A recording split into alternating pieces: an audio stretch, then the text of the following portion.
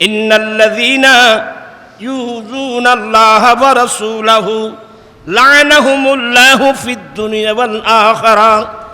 নিশ্চয় যারা আল্লাহ এবং আল্লাহ রসুলকে কষ্ট দেয় তাদের উপর দুনিয়া এবং আখিরাতের মধ্যে আল্লাহর লানত।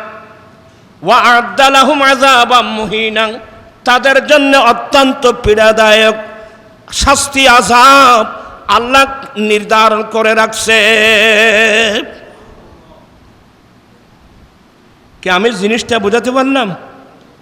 রোজার হুজুর, আরে কুকুর, গাধা এবং মহিলা বলার কারণে যদি মায়েশার অন্তরে যদি আঘাত আসে, আপনি রোজার সাথে পূজার কথা বললেন, কোথায় ইবাদত আর কোথায় শিরিক? আল্লাহ রসুল অন্তরের মধ্যে আঘাত আসে নাই? বালস্তাদের কাছে লেখাপড়া করেন, তোমাকে ইসলাম শব্দ ব্যবহার করতে কে বলছে? আমি হাদিস দিয়ে এগুলো প্রমাণ করে দিয়েছি। মুসলমান কথা বলতে অত্যন্ত সতর্ক। যেমন তেমন কথা বললে আল্লাহ জিহ্বা কেটে ফেলবে। তুমি আর মুখ পাও নাই রোজার পুজো। আল্লাহ সবাইকে হেদায়েত নসিব করুক, সবাইকে এগুলো বোঝার তৌফিক দান করুক। এরা বলবে নবী আমাদের জানের জান, নবী আমাদের প্রাণের প্রাণ। নবী ইমানদারের জীবনে তাদের জীবনের চেয়ে উত্তম। এক। আরেকটা তরজমা হলো আন-নবিয়্যু আওলা বিল মুমিনিনা মিন আনফুসিহিম। নবী ইমানদার মুসলমানের কাছে তাদের জানের চেয়ে নবী আরো বেশি কাছে। সুবহানাল্লাহ বলবেন না? এই দুটো অর্থ নিয়ে অল্প কিছু আলোচনা করার চেষ্টা করব। আমরা যারা মোমেন মুসলমান আছি, আপনি মুখে পাবলিসিটি করলে হবে না। আমরা কি আদৌ নবীকে আমার জানের জান মেনে নিয়েছি? নবীকে আমরা আদৌ প্রাণের প্রাণ মেনে নিয়েছি? যদি আমরা নবীকে আমার জানের জান মনে করতাম, তাহলে কোনো মুসলমান আমার নবীর সুন্নতের বাইরে একটা কদম দিতে পারত না। কারণ মানুষ তো প্রিয় মানুষের অনুসরণ করে, তো নবী তো আমাদের জানের চেয়ে আরো বেশি প্রিয়। আমাদের উচিত ছিল চলাফেরা, উঠা বসা, লেনদেন, আচার ব্যবহার, ব্যক্তিগত জীবন, পারিবারিক জীবন, এক কথায় জন্মলগ্ন থেকে মৃত্যুকাল পর্যন্ত জীবনের প্রত্যেকটা কর্মকাণ্ডে আমাদের উচিত ছিল প্রিয় নবীর আদর্শের অনুসরণ করা, প্রিয় নবীর আদর্শের অনুকরণ করা। এটা আমাদের উচিত ছিল। আজকে বাংলাদেশ তথা বিশ্বের মুসলমানের করুণ অবস্থা। মুসলমান যেখানে যাচ্ছে ওখানে মার খাচ্ছে। আমাদের এই দুরবস্থা হলো কেন? আমাদের মুরব্বীরা বলতেন, মশারির বাইরে ফাট ঠ্যাং টানিলে এসে নামাতে মশায় কামড়ায়। আমাদেরকে মশায় কামড়াচ্ছে কারণ আমরা নবীর দেওয়ার সীমানা পেরিয়ে গেছি। নবীর সীমানা কোথায়? বর্তমান যুগের অধিকাংশ মুসলমান নারী পুরুষ এগুলো আমরা জানিও না। এটা আমাদের জন্য বড় দুর্ভাগ্য। যেই নবীর উম্মত হওয়ার জন্যে বড় বড় নবী রসুল পর্যন্ত আল্লাহর কাছে দোয়া করেছিলেন, যেমন ঈসা আলাইহিস সালাম, ঈসা ইবনে মরিয়াম বড় বড় 4 জন রসুলের মধ্যে একজন। সে আল্লাহর কাছে দোয়া করেছিলেন, মালিক মাওলা, তুমি আমাকে রসুল বানিয়েছ, আসমানি একটা কিতাব দিয়েছ, অনেক মুআজিজা দিয়েছ। মাওলা, আমি তোমার কাছে একটা নিয়ামতের দরখাস্ত করছি, আল্লাহ তুমি দয়া করে আমাকে আখিরি জামানার নবীর উম্মত হিসেবে কবুল করো। সবাই শিক্ষিত মানুষ, একটু চিন্তা করলে বুঝে আসবে এত বড় রসুল হওয়ার পরেও এই নবীর উম্মত হওয়ার জন্য কেন আল্লাহর কাছে দোয়া করলেন, এবং আল্লাহ দোয়াটা কবুল করেছেন। ঈসা আলাইহিস সালাম নবুয়্বত রাসালাতের যে দায়িত্ব নিয়ে পৃথিবীতে এসেছেন, দুনিয়াবি 40 বছর পর্যন্ত নবুয়তের দায়িত্ব পালন করার পরে আল্লাহ ঈসা আলাইহিস সালামকে এক চতুর্থ আসমানে উঠায় নিয়েছেন। এখনো ঈসা আলাইহিস সালাম চতুর্থ আসমানে আছে। কিয়ামতের আগে আমার নবীর উম্মত হওয়ার জন্য দুনিয়াতে তশরিফ আনবেন। সুবহানাল্লাহ। তাই বলেন তো কি, ঈসা আলাইহিস সালাম যখন আসবেন ওনার হাতে কোন কিতাবটা হাতে নেবেন? ওনার উপর ইতিপূর্বে আল্লাহ যে ইনজিল কিতাব নাযিল করেছেন, ইনি কি সেই ইনজিল কিতাব আর নিতে পারবে? কোনো সুযোগ নাই। নবীর উম্মত হয়ে যখন আসছেন, সেই নবীর হাতের মধ্যে, উম্মতের হাতের মধ্যে থাকতে হবে 30 পারা কোরআন। এবার বলুন তো দেখি, বর্তমান মুসলমানের পরিবেশটা কি? মুসলমানের হাতে কোরআন শরীফ আছে? মুসলমানের ঘরে কোরআনের তেলাওয়াত আছে? কোরআনের শিক্ষার কোনো গুরুত্ব মুসলমানের ছেলে মেয়েদের কাছে আছে? এবার আর মুরব্বী হলে ঠিক কইত হয়তোবা জানলাই নাই, ইতালাই মেজাইনে বাড়িতে নাই। এই নবী আসছেন, সওয়াবের মেজমান চলছে, আমরা ফোরা কুফাল। সেই নবীর কলমা পড়েছি ঠিকই, আদর্শ কিন্তু নবীর নাই। আদর্শ হলো অন্যান্য মানুষের। ইয়া সামুদি ইলেকশন এই দেন না, এসে রাব্বেন না মাথা দেয় আব্বেন না সামুদি ইলেকশন আইন না, আর ফল স্লোগান চাইও না, রক্ত দিয়েছে আরো দেব, অমুকের আদর্শ বাস্তবায়ন করে ছাড়ব। তুমি কলমা পড়ছো কার? আদর্শের স্লোগান লাগাচ্ছ কার? তো এই মুসলমানের মুখ আর অন্তর এক নয়। কিয়ামতের মাঠে মোমেন হিসেবে আপনি উঠতেও পারবেন না। কিভাবে সম্ভব? আচ্ছা, আমার নবীর আদর্শের উপর কোনো আদর্শ আছে? কথা বলছেন এখানে? আমি নাম ধরে বললে আপনারা সবাই একেবারে রাগ করে ফেলবেন। এগুলো আমি অনেক বুঝাইছি জাতিকে। কেউ অমুকের আদর্শ, কেউ অমুকের আদর্শ, কেউ অমুকের আদর্শ। মুসলমানের মুখে এগুলো শোভা পায় না। মুসলমানের স্লোগান হলো বদরের যুদ্ধে দিয়েছি, উহুদের যুদ্ধে দিয়েছি, তবুকের যুদ্ধে দিয়েছি, মক্কা বিজয়ে দিয়েছি, প্রয়োজন আরো দেব, ময়দানে কারবালায় দিয়েছি, প্রয়োজন আরো দেব।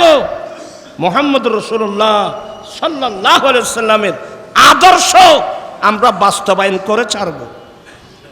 এই স্লোগান তাই ছিল মুসলমানের। এখন স্লোগান তো নাই, এই স্লোগান তো নেই।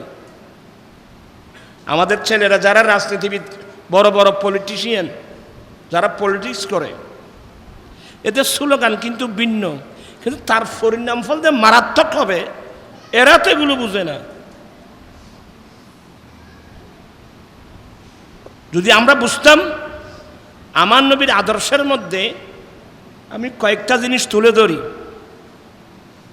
আমার নবীর আদর্শের মধ্যে বড় আদর্শ উম্মুল মুমিনিন মা আয়েশা সিদ্দিকা রাদিয়াল্লাহু তাআলা আনহা বলেন, আমার নবীর আদর্শের মধ্যে একটা বড় আদর্শ, আমার নবীকে মানুষ অনেক আঘাত দিয়েছেন, অনেক নির্যাতন চালিয়েছে। আমার নবীর উপর এই মক্কার কাফের মুশরিক নির্যাতনের স্টিম রোলার চালিয়েছে, কিন্তু নবীর জীবনে কোনোদিন কারো থেকে প্রতিশোধ গ্রহণ করে নাই।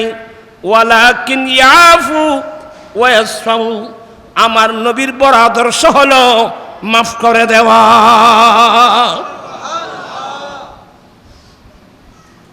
আচ্ছা, এই আদর্শটা কি আমি আমার ভাইকে মাফ করে দেব, আমি আমার ভাইকে মাফ করে দেব। ভাই ভাইয়ের ঝগড়া হলো, মাফ করে দেবার সে আদর্শ তো আমরা গ্রহণ করতে পারি নাই। আজকে দেখবেন যে ভাইয়ের ঘরে মেজবান চলতেছে, বাইরের মানুষ এসে খানা খাচ্ছে, নিজের ভাই ভাতিজা ভাই ওরা কিন্তু এখানে খাওয়ার কোনো সুযোগ নাই। আপনি নবী থেকে কি শিখলেন? আল আকরাবু ফাল আকরাব ওয়া ইতাইযিল কুরবা। কোরআন শরীফ কত ধরনের আয়াত আছে? যারা বেশি খাচ্ছে এদেরকে আগে খাওয়াতে হবে, আগে দিতে হবে। এখন আমরা কাছের মানুষকে দূরে নিয়ে গেলাম, দূরের মানুষকে কাছে নিয়ে আসলাম। আপনি নবীর উম্মত? কে বলতো আপনি নবীর উম্মত? আমি কিছু কথা বলবো প্রিয়। আমার নবীর বড় আদর্শ, আমার নবী মানুষকে কি করে দিতেন? মাফ করে দিতেন। এবং মনীষীরা লেখছে ক্ষমাই মহত্বের লক্ষণ। মানুষকে ক্ষমা করে দেওয়া, এই আদর্শটা আমাদের মধ্যে আছে। আমি বললে আপনার নার্ভাস হয়ে যাবেন, আমরা এগুলো শিখি নাই। হ্যাঁ, আমরা শিখছি জ্বালিয়ে দাও, ফুরিয়ে দাও, গুড়িয়ে দাও, এটাই শিখছেন। জ্বালিয়ে দাও, ফুরিয়ে দাও, গড়বাড়ি গুড়িয়ে দাও। আপনাকে এই নবীর কালমা পড়তে কে বলছে? আপনি নবীর উম্মত না, উম্মতের কলঙ্ক। সবাই শিক্ষিত মানুষ। আমার নবীর বড় শত্রু, মুসলমানের বড় শত্রু মক্কার জমিনে আমার রসুল যখন মানুষের কাছে ঈমানের দাওয়াত দিচ্ছিলেন, এই প্রথম শুরু হয়ে গেল। অথচ মক্কার মানুষ আমার নবীকে বেশি ভালোবাসত, আমার নবীকে আল আমিন হিসেবে ডাকত। আল্লাহ যখন বললেন ওয়ানজির আশিরাতাকাল আকরাবিন, হে নবী যারা আপনার নিকটতম আত্মীয় এদেরকে এনজার করুন, মানে এদের কাছে ইসলাম প্রচার করুন।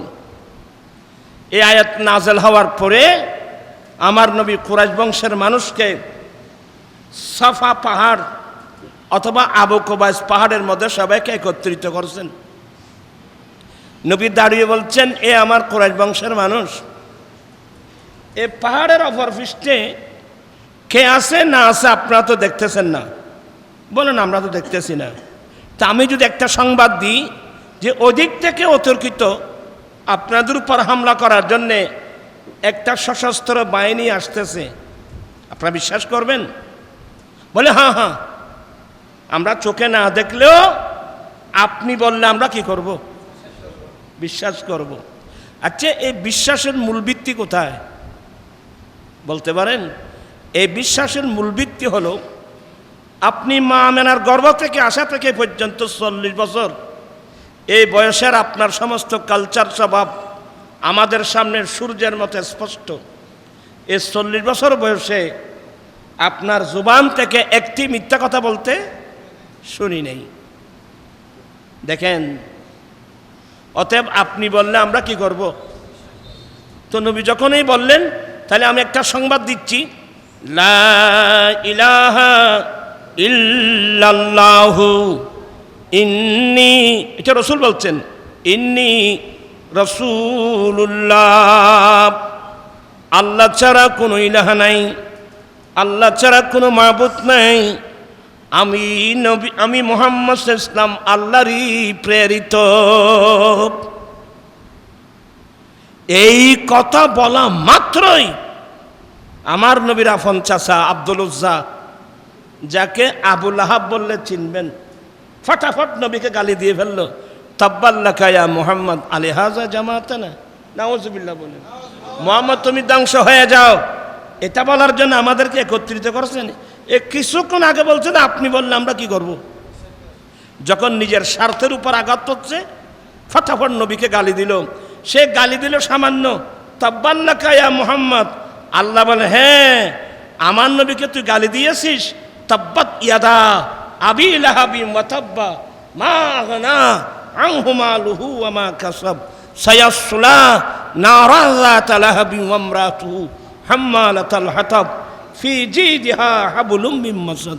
গোটা সূরাতুল লাহাব একটা সূরা নাযিল করেছেন আল্লাহ।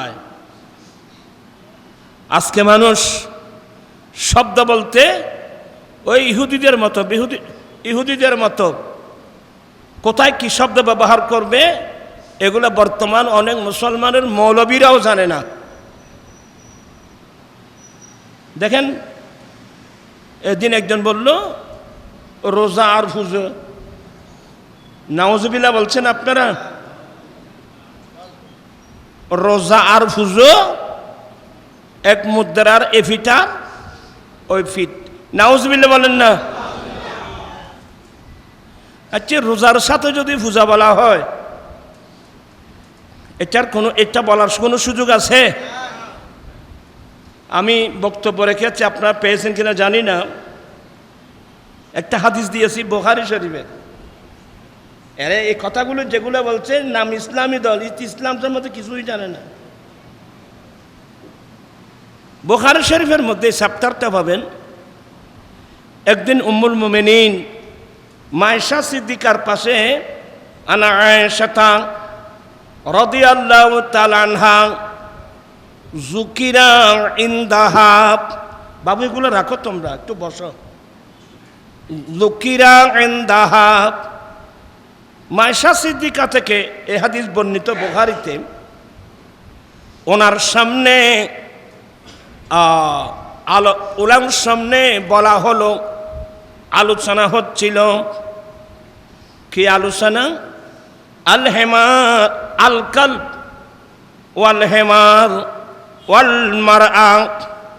মায়েশা সিদ্দিকার পাশে আলোচনা হচ্ছিল কোন নামাজি মানুষের সামনে দিয়ে কুকুর এবং গাধা এবং মহিলা, এতটুকু বলছে মাত্র,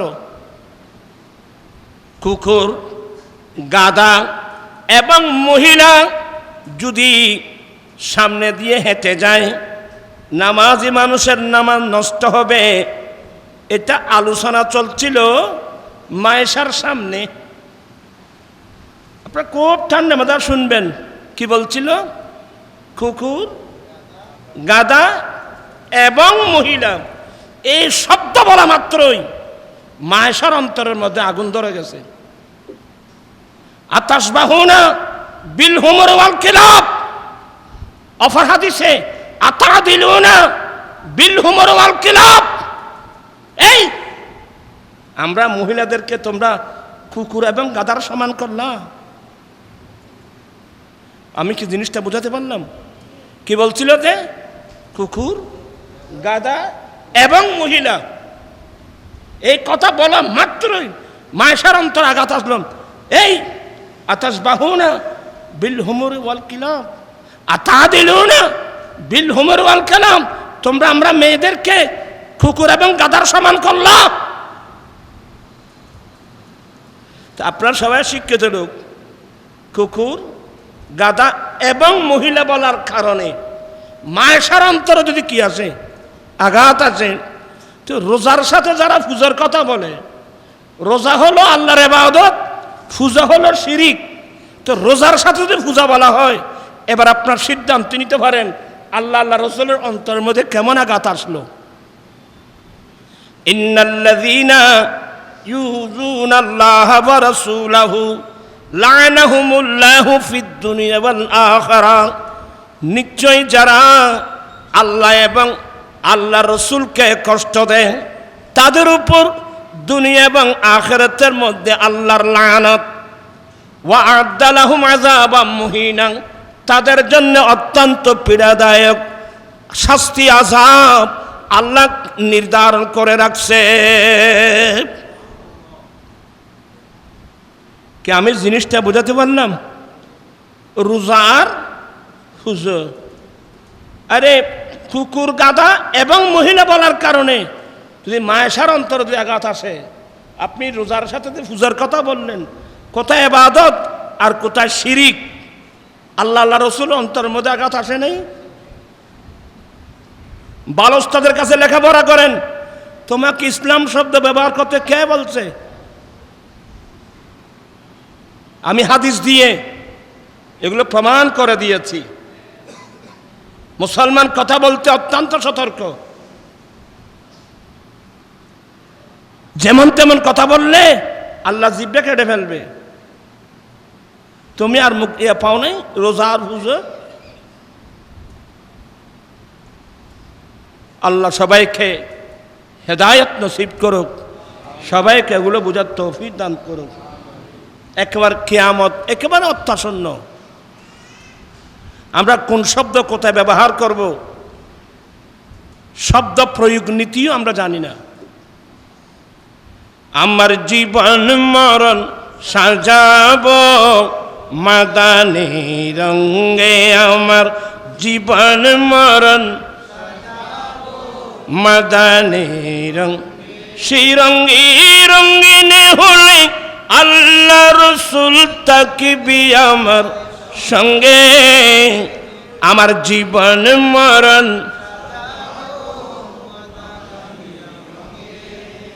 এখন ফেসবুক অনেক গরম। কি গরম জানেন? ফেসবুক আমার বলতে বেশি কষ্ট হচ্ছে এগুলো আমার। মা খাদিজাতুল কুবরা রাদিয়াল্লাহু তাআলা সম্বন্ধে কি মন্তব্য! উনি নাকি জীবনে এক ওয়াক্ত নামাজও করে নাই। যে বলছে একে দেওয়া উচিত ছিল গরু সরানোর জন্যে। এদেরকে মৌলবী বলা মানে ইসলামের কলঙ্ক, মুসলমানের কলঙ্ক। যে বিষয়ে তোমার জ্ঞান নাই এই বিষয়ে তোমাকে কথা বলতে কে বলছে? হ্যাঁ, যদি বলা হতো মা খাদিজাতুল কুবরা রাদিয়াল্লাহু তাআলা আনহা নামাজ ফরজ হওয়ার আগে দুনিয়া থেকে কি করেছেন? ইন্তেকাল করেছেন। তো যে আম্মি যান নামাজ তো ফরজ হয় কখন? মেরাজের রাত্রে। কিন্তু মেরাজের রাত্রে নামাজ ফরজ হয়েছে ঠিকই, মেরাজের আগেও কিন্তু নামাজ ফরজ ছিল। ইয়া আইয়ুহাল মুজাম্মিলু কুমিল লাইল, হে কম্বল উড়কে উড়ানে वाला রসুল, কুমিল লাইল, আপনি কিয়ামুল লাইল করুন, সারা রাত আপনি ইবাদত করুন। আপনার কথাগুলো বুঝতেছেন? এই জন্যে মেরাজের আগেও নবীর উপর কি ছিল? নামাজ ছিল। শুধু নবী না, মুসলমানের উপরও কি ছিল? নামাজ ছিল। আমি গোটা আলা হযরতের একটা গোটা কিতাব বের করে দিয়েছি, হ্যাঁ, জামানুত তাজ ফি সালাতে ক্বাবলাল মেরাজ। মেরাজের আগে নামাজ কি ছিল, কোন কোন নামাজ ছিল, সেটার উপর আলা হযরত গোটা একটা কিতাব লিখে দিয়েছেন। গোটা একটা কিতাব, জামানুত তাজ। তো এরা তো এগুলো পড়তে পারবে না। হ্যাঁ, অসংখ্য হাদিস, মুসনাদ ইমাম আহমদের রিওয়ায়াত, বাইহাকি শরীফের রিওয়ায়াত, একটা দুটা কিতাব না। যেদিন নবীর উপর আল্লাহর পক্ষ থেকে কি এসেছে? ওহী এসেছে। ওদিনেই জিবরিল পাও মেরে যখন মাটির মধ্যে পা মারলেন, ওখান থেকে কি উঠছে? পানি উঠছে। ওই পানি দিয়ে জিবরিল উযু বানালেন। জিবরিল কিভাবে উযু বানালেন আমার রসুল দেখলেন। আমার নবী কি করলেন? উযু বানালেন, জিবরিলের সঙ্গে নামাজ পড়লেন। এই কথাগুলো যখন আমার রসুল মা খাদিজাতুল কুবরার কাছে বর্ণনা করলেন, আম্মি জান খাদিজা বলেন, আমাকে একটু উযু বানাই দেন না। আম্মি জান খাদিজাতুল কুবরা উযু বানালেন, নামাজ পড়লেন। দিনের প্রথম বেলায় নবী নামাজ পড়েছেন, দিনের বিকেল বেলায় আম্মি মা খাদিজাতুল কুবরা নামাজ পড়েছেন। সোমবার ছিল, তারপরের দিন মঙ্গলবার মাওলা আলী শের খুদা নামাজ পড়েছেন। তো মা খাদিজাতুল কুবরা যে এক ওয়াক্ত নামাজ পড়েছে, এ কথা তোমাকে খেয়ে বলছে? হ্যাঁ,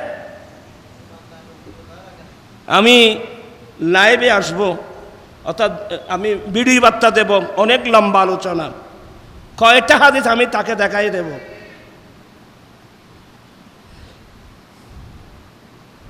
দোয়ানদারি করতে মনে করলি আগে দোয়ানত কি দিয়াম ভরিব, খুম দিয়াম ভরিবাই ভূত, ওষুধ নাই, ফত্তর নাই, কুঙ্কুরু ডাক্তার।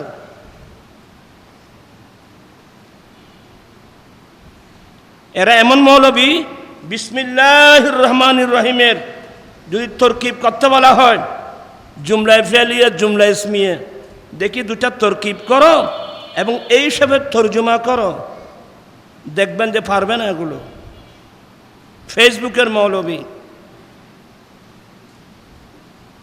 আমাদের বড় আফসোস, আজকে ভালো ফ্যামিলির ছেলে মাদ্রাসায় নাই, আজেবাদের ছেলে দুই চার কলমা পড়ে কোর্তা একটা গায়ে দিয়ে ফেসবুকে গিয়ে মৌলবী সেজে গেল। ইসলামের এ বাগানটাকে পাহারা দেবে, আমি তো নিজে কিছু বুঝতেছি না।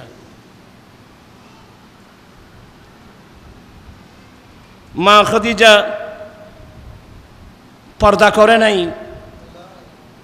আচ্ছা, মা খাদিজা পর্দা করে না মানে তাহলে বেপর্দা ছিল? তোমাকে এই কথা কে বলছে? হ্যাঁ, এই কথা বলছো যে ওই সময় কি পর্দার আয়াত নাজেল হয়েছে? পর্দার আয়াত নাজেল হয়েছে। আমার রসুল যখন শাদী করলেন, হযরত জাইনব বিনতে জাহাশ, আমার নবীর আফন ফুফাতো বোন, যায়েদ ইবনে হারেসাকে শাদী করাইছিল, বনাবনি হচ্ছে না, পরামর্শ করে ওনাকে ছেড়ে দিলেন। আল্লাহর নির্দেশে আমার রসুল আমাদের আম্মি জান জাইনব বিনতে জাহাশকে শাদী করলেন। ওনার শাদীর পরে ওনার ঘরের মধ্যে সাহাবা একরাম বসে বসে গল্প করতেছিল কয়েকজন। আমার নবীর স্ত্রীর রুম তো একটা, রুমের মাঝখানে থাকতো পর্দা, মেহমান আসলে পাশে বসতো, ওখানে আম্মি যান নতুন শাদী করাচ্ছেন, আমার নবী স্ত্রী সহবাস করবেন দুই একজন। আমার নবী একবার ওখান থেকে উঠে মা আয়েশা সিদ্দিকার রুমে গেলেন, অন্য বিবির রুমে গেলেন। আনাস বলছেন আমিও গেলাম। আমার নবী ওখান থেকে আসে, দেখতেছে ওই দুজনে এখনো ঘরে বসে বসে কি করতেছে, অলিমা খানা খেয়ে নবীর ঘরের মধ্যে কি করতেছে, গল্প করতেছে। এই মুহূর্তের মধ্যে আল্লাহ কোরআন শরীফের আয়াত নাজেল করে, পর্দার আয়াত নাজেল করে, তখন ওরা ওখানে চলে গেল। ওই দিনে তো পর্দার আয়াত নাজেল হয়েছে, এর আগে তো পর্দার কোনো আয়াত নাজেল হয় নাই। তো যখন পর্দার আয়াত নাজেল হয় নাই, বেপর্দা ছিল, এ শব্দ বলা যাবে? এর এত বড় বেকুম মৌলবী, আর এই কথাটা বলা তোমার, আচ্ছা এই ধরনের বক্তব্য শুনলে, এক ওয়াক্ত নামাজও পড়ে নাই, রোজা রাখে নাই, পর্দা করে নাই, মালে যাকাত দেয় নাই, কিন্তু জান্নাতি, জান্নাতের মধ্যে এলে ঘর বানিয়েছেন, তখন সাধারণ পাবলিক মনে করবে তাহলে তো জান্নাতে যাওয়ার জন্য নামাজেরও দরকার নাই, রোজারও দরকার নাই, পর্দারও দরকার নাই, কিছু দরকার নাই। আপনারা বলেন মানুষ গোমরা হবে কিনা? কথা বলছেন না কেন? মানুষ গোমরা হবে কিনা? মানুষ গোমরা হয়ে যাবে। এ ধরনের কথা বললে মানুষ গোমরা হয়ে যাবে। আলেম ওলামারা কথা বলবে অত্যন্ত শালীনতার মাধ্যমে, যাতে মানুষ দ্বীনের দিকে কি আসে, মানুষ দ্বীনের দিকে ধাবিত হয়। আমরা আলেম ওলামারা যদি বিভিন্ন শব্দ বলি, তাহলে তো মানুষ এই কথাটা শুনলে মানুষ নামাজ পড়বে, রোজা রাখবে। আর এই ধরনের কথা আম্মি জানের শানে প্রযোজ্য। মা খাদিজাতুল কুবরা উনি মালের যাকাত দেয় নাই। আচ্ছা, মালের যাকাত কোত্থেকে? মা খাদিজাতুল কুবরার জীবনের সমস্ত মালগুলো তো আমার নবীকে দিয়ে দিয়েছেন ইসলামের জন্যে। আল্লাহ পাক সবাইকে এই কথাগুলো বোঝার তৌফিক দান করুন। আমি খুব বিনয়ের সাথে বলবো, এ ধরনের কথাবার্তা মুসলমানের মধ্যে কি সৃষ্টি হবে? ব্যতিক্রম মনোভাব সৃষ্টি হয়ে যাবে। আসলে আমরা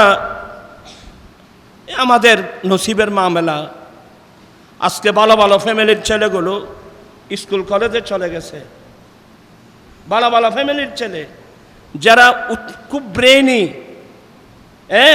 যারা শুদ্ধ, যারা উচ্চ ব্রেন দিয়ে কোরআন বুঝতো, নিজেও বুঝতে পারতো, জাতিকেও বুঝাতে পারতো, এমন পরিবারের প্রায় ছেলে তো এখন আপনারা স্কুলে পাঠিয়ে দিয়েছেন।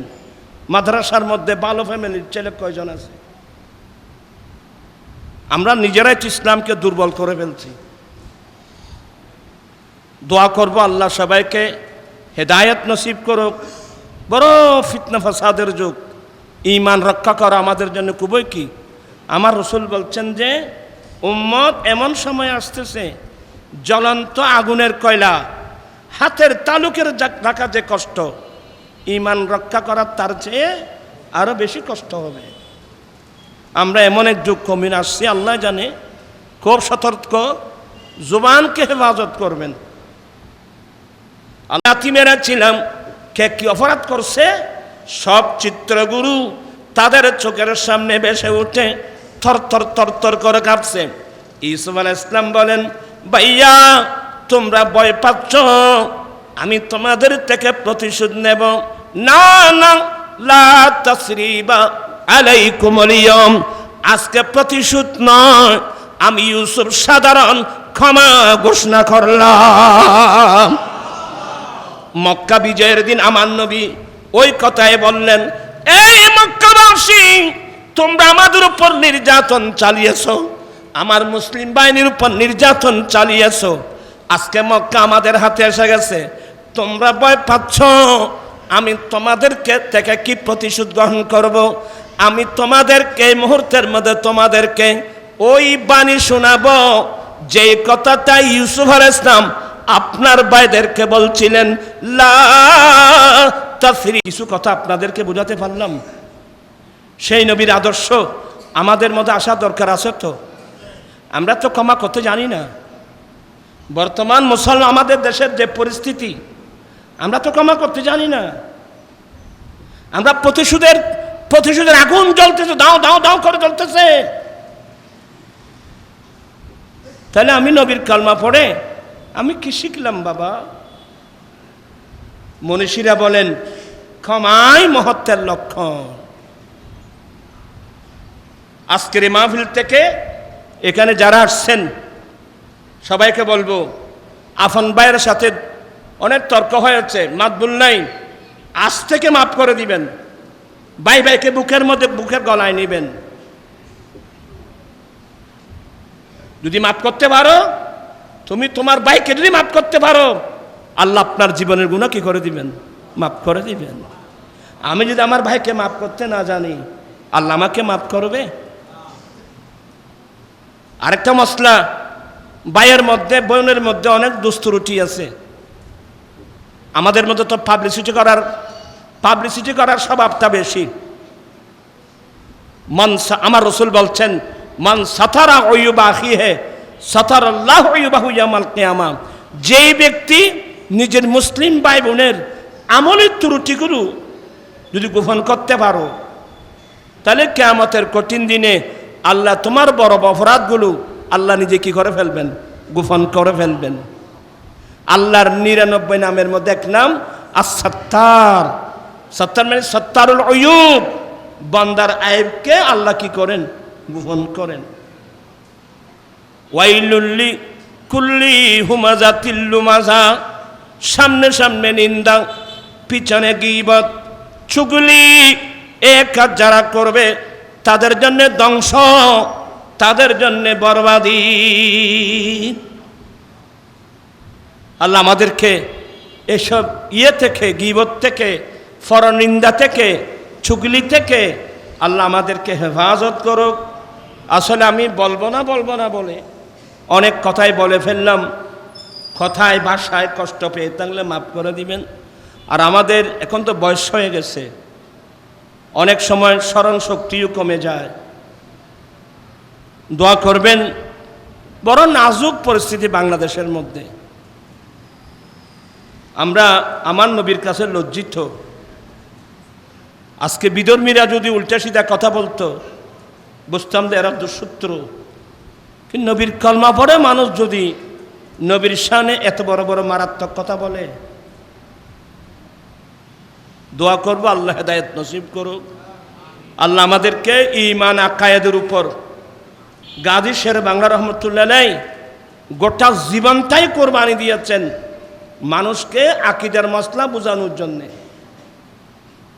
উনি ইন্তেকাল করেছেন বর্তমানে যেটা নোমানিয়া মাদ্রাসা, এই ঘরটা ছিল সিদ্দিক সদাগরের ঘর, বাড়ার ঘর। জীবনে কোনোদিন একটা ঘর বাড়ি করে নাই। যেদিন গাজী শের বেলা ইন্তেকাল করেছেন সেদিন 7 মাসের ঘর ভাড়া বাকি। এই পয়সাগুলো কি করলেন? এই পয়সাগুলো গাজী শের বাংলা রহমতুল্লাহ আলাইহি হুজুরের বিরুদ্ধে বাতিলপন্থীরা মামলা করত। হ্যাঁ, বলে আমি মামলা চালাবো কোত্থেকে?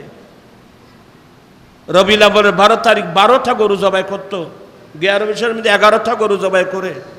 বাস, নবীর প্রেমিক কাকে বলে?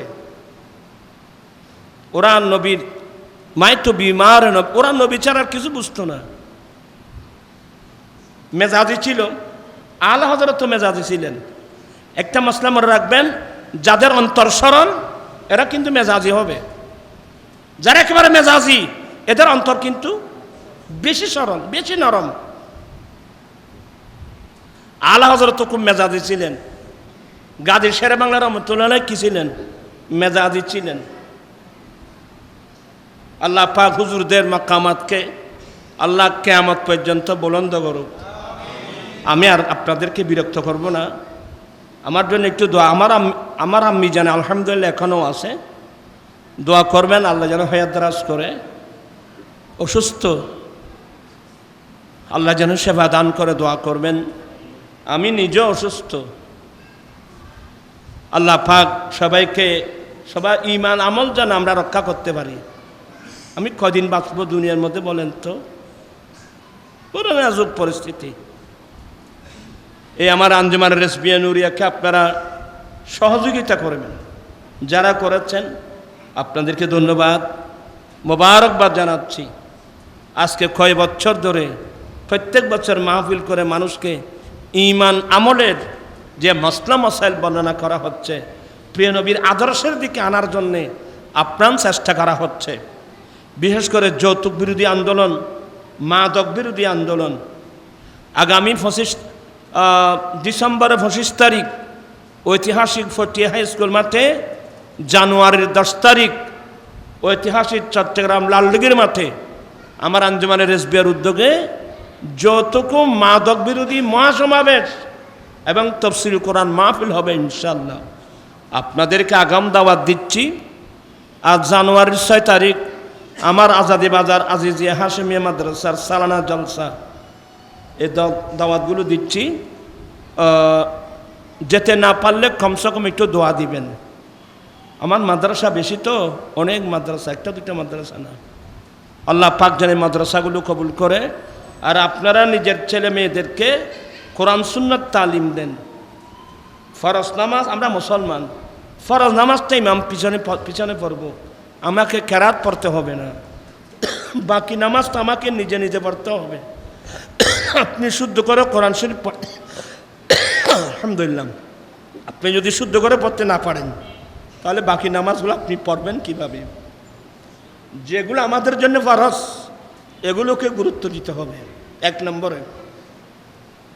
এরপরে আপনি স্কুলে যান, কলেজে যান, ইউনিভার্সিটি, নিষেধ তো নেই, কিন্তু আপনি স্কুল কলেজে যাওয়ার জন্যে একেবারে কোরআন সুন্নাহর শিক্ষাটা একেবারে বাদ দিয়ে ফেললেন। আল্লাহ পাক এই মাহফিলকে কবুল করুক। সবাই এখন ধৈর্য সহকারে বসেন। আমাদের এনাম হুজুর আসছে না? কই কেউ তুই আর বসু। এনাম হুজুর ইয়ং ছেলে, সুন্দর নাতও পড়বে, সুন্দর ওয়াজও করবে। এরা আমাদের ভবিষ্যৎ। এখন তো আমরা মাঠ থেকে বিদায় হওয়ার ফালা। এবার আপনার সবাই বসুন। এনামুজুর খন, এনামুজুরের আগমন, তোমারা তো হইতে না হইতে লাগবে। এনামুজুরের আগমন, শুভেচ্ছার স্বাগতম। ইন হইতে ওয়াজ বালা করে করিবার নাই। আর বিশেষ করে আমাদের সভাপতি সৈয়দ সাহেব এখন ছাড়া কে মসজিদের খতিব, আপনারা তো তকদির ভালো, এ ধরনের মানুষ খতিব পাওয়া তো খুব মুশকিল। সৈয়দ সাহেব হুজুর আসছেন, উনি সমাপনী বক্তব্য রাখবেন। সাবেক খতিব আমার ভাই মুজাহিদে মিল্লাত, কি নাম? জি, জনাব মৌলানা হাবিব আহমদ মুনিরি মুদ্দাজিল্ল। ইয়া খবসর খাইও জেড়ে 46 এর তো পুরো ন রাখো নে। আল্লাহ খেদমতকে কবুল করো, আল্লাহ হায়াত দরাজ করো। ওয়া আখিরু দাবানা আলহামদুলিল্লাহ, আল্লাহুম্মা আমিন। মাওলায়া সাল্লি ওয়া সাল্লিম দাইমান আবাদা